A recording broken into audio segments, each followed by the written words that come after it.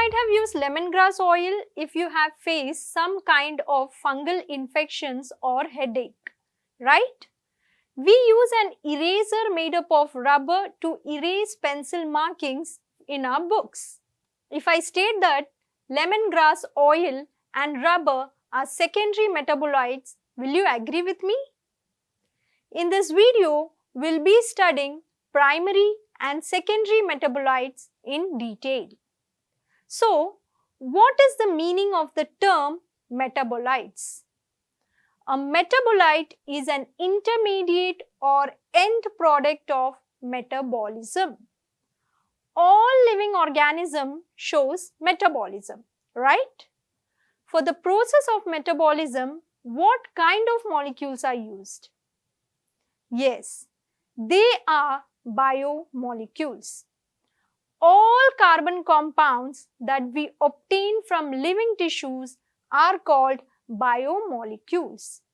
If we make a list of biomolecules, such a list would have both organic and inorganic compounds. We can infer those biomolecules are metabolites too.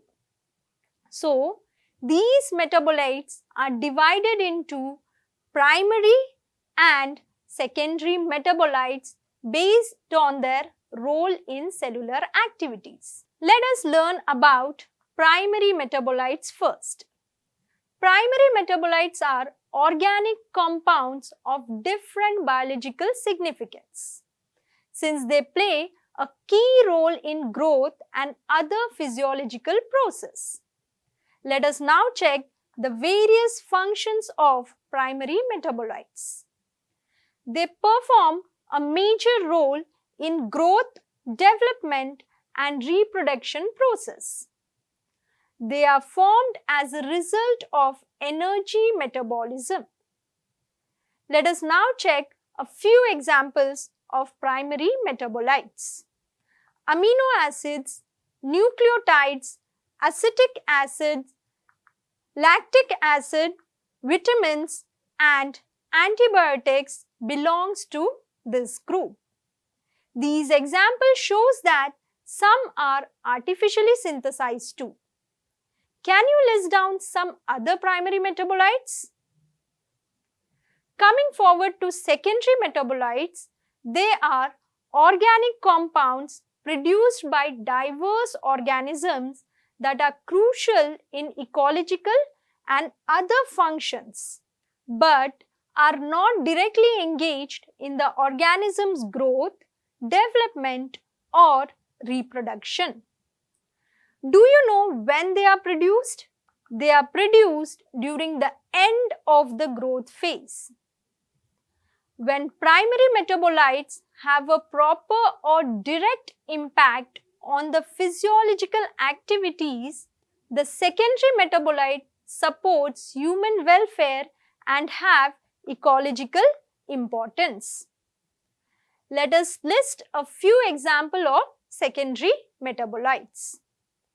Pigments, alkaloids, terpenoids, essential oils, toxins, drugs, and some polymeric substances are part of secondary metabolites. Next, we will learn about biomacromolecules. We can categorize biomolecules based on their molecular weight as micromolecules and biomacromolecules. Let us simplify the concept through a comparison study. As the word insists, they are big molecules found in living organisms.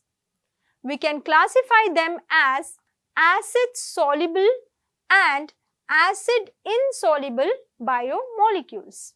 Biomicromolecules are acid-soluble substances with molecular weight less than 1000 Dalton, whereas biomacromolecules are acid-insoluble substances having higher molecular weight, that is more than 1000 Dalton. Amino acid, sugar, proteins, and nucleotides belong to biomacromolecules. Lipids are an exception in this case. Do you know why? Their molecular weight does not exceed 800 Dalton, but they remain insoluble in acid. We have seen that lipids get attached to some other structures in the cell membrane or with other membranes. Once we crush the tissues, all the cell membrane structures break into pieces and form vesicles that are not water soluble. They get separated along with acid insoluble pools.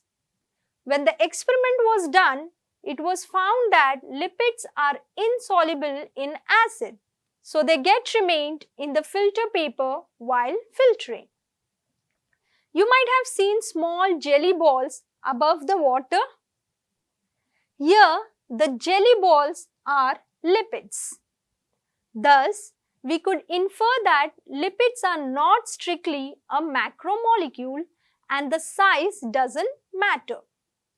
It is easy to understand the chemical composition of the cell with the concept of understanding the acid-soluble pool and the acid-insoluble pool. When we grind a tissue, cell membrane and other membranes are broken into pieces and form vesicles that are not water soluble. Therefore, these membrane fragments in the form of vesicles get separated along with the acid-insoluble pool. The acid-soluble pool stands for cytoplasmic compositions. So, we can find that about 70 to 90% of the cells are water molecule. 10 to 15% of proteins, 3% of carbohydrates, 2% lipids, 5 to 7% nucleic acid and 1% of ions. GLUT4 is a protein that enables glucose transport into the cells. So what are the peculiarities of proteins? Let's find it out in our next session. Now let's summarize what we have learned.